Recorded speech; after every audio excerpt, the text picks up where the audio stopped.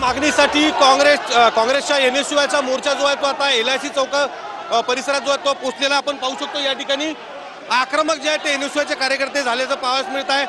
पोलिसांनी ज्या ठिकाणी बॅरिकेडिंग लावलेलं त्या बॅरिकेडिंगवर या ठिकाणी चढण्याचा प्रयत्न जे आहे ते या ठिकाणी कार्यकर्ते करत आहेत। नोकरी द्या नाहीतर भत्ता द्या या मागणीसाठी हे आंदोलन जे आहे ते NSUIच्या वतीनं पुकारण्यात आलं होतं। राज्यभरातील कार्यकर्ते जे आहेत ते या ठिकाणी इंदोरा मैदान या ठिकाणी एकवटले होते आणि त्यानंतर इंदोरा मैदान ते LIC चौक अशा पद्धतीनं हा मोर्चा जो आहे तो काढण्यात आला होता आणि यानंतर LIC चौकात हा मोर्चा जो आहे तो या ठिकाणी पोहोचल्यानंतर आक्रमक झाल्याचं पाहायला मिळत आहे। कार्यकर्ते जे आहेत ते या ठिकाणी बॅरिकेडिंगवर चढत आहेत।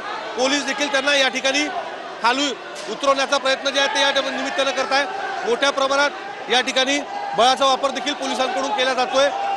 कार्यकर्ते जे आहेत ते अजूनही पाहिलं तर आक्रमक जे आहेत ते होताना दिसत आहेत।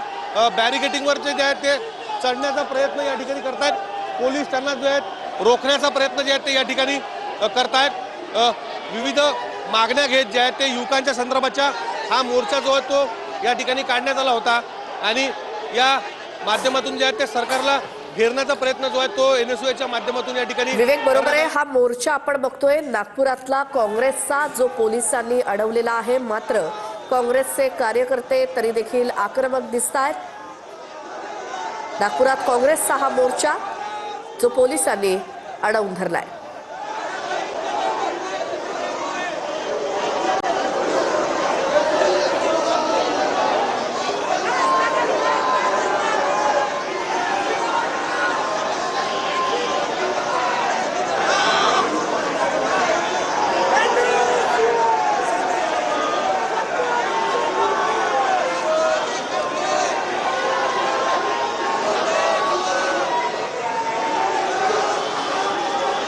आमचे प्रतिनिधी विवेक गावंडे आपल्या सोबत आहेत।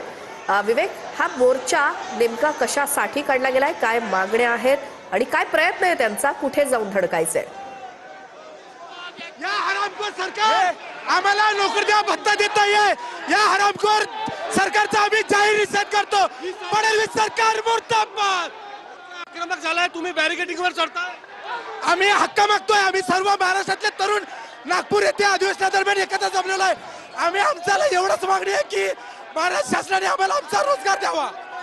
आम्हाला आमची सगळ्यात मोठी मागणी आहे स्टुडंट युनिव्हर्सिटीचे इलेक्शन परत एकदा चालू करणे। हे जे प्रशासन आहे हे स्टुडंट क्रांतीच्या विरोधातलं प्रशासन आहे आणि आम्ही ती स्टुडंट क्रांती स्टुडंट युनियनच्या इलेक्शनच्या माध्यमातून वापस आणण्याची मागणी करतो आहे।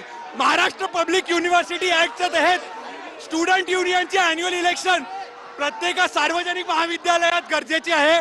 याच्याबद्दल आमचा प्रोटेस्ट आहे। 2019 मध्ये नागपूर युनिव्हर्सिटीने शेवटची निवडणूक लावली होती, त्याच्यानंतर ती निवडणूक कॅन्सल झाली, तेव्हापासून कोणतीच निवडणूक इथं झालेली नाहीये। ते या ठिकाणी आक्रमक झालेले आहेत आणि बॅरिकेडिंगवर जे आहे ते चढण्याचा प्रयत्न कार्यकर्त्यांकडून या ठिकाणी केला जातोय आणि मोठ्या प्रमाणात पोलिसांकडून देखील त्यांना रोखण्याचा प्रयत्न जो आहे तो केला जातोय। हे कार्यकर्ते जे आहेत ते आता या संपूर्ण परिसरामध्ये त्यांना थांबवलेलं आहे। त्या ठिकाणी आक्रमक झाल्याचं जे आहे ते पाहायला मिळत आहे। रोजगाराच्या संदर्भाची मागणी जी आहे ती धरून आज NSUI जी आहे ती या ठिकाणी आक्रमक झाल्याचं पाहायला मिळत आहे। या संपूर्ण परिसरामध्ये जर पाहिलं तर राज्यभरातील हे NSUIचे कार्यकर्ते जे आहेत ते या ठिकाणी विधान भवनावर आज धडकलेले आहेत आणि आंदोलन जे आहे ते या ठिकाणी करतायत।